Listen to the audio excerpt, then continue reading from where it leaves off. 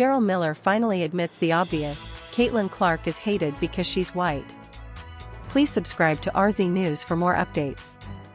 Women's Basketball Hall of Famer Cheryl Miller admits what everyone around the WNBA knows about the hate toward Caitlin Clark, but won't say. It is about her skin color. "I'm gonna be honest, because it needs to be said. I can relate to that young lady," Miller said of Clark this week on the DraftKings network. "I felt for her. I know what it's like to be hated. I know what it's like to be a black woman and hated because of my color." Watch the full segment below. It was clear from the moment Clark entered the WNBA that she had a target on her back because she is a straight white woman in a league of mostly black lesbians. From day one, black players in the WNBA targeted Clark with hard fouls and smears on social media. Most of those social posts alluded to Clark's supposed privilege as a white woman. Media commentators made it worse. Pundits like Sunny Hostin, Jemele Hill, Rose Gold, Monica McNutt, Stephen A. Smith, and Elle Duncan claimed Clark's popularity is tied to her skin color. Great white hopeism, if you will. There was a narrative that fans used their support for Caitlin Clark as a vehicle to harass black women.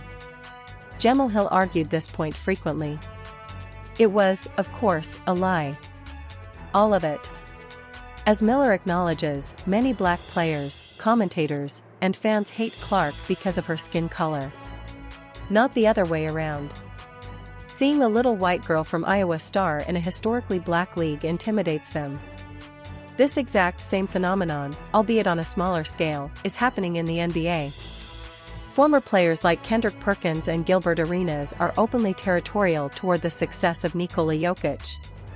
Arenas recently admitted black players view the NBA as their league.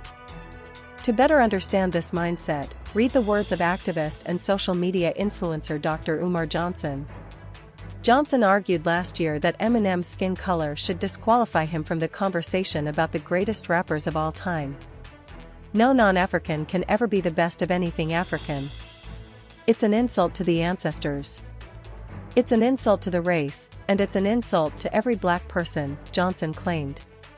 Eminem has all the privileges of a white male and all the privileges of being in the hip-hop community, so we got to be careful about letting non-Africans into our community.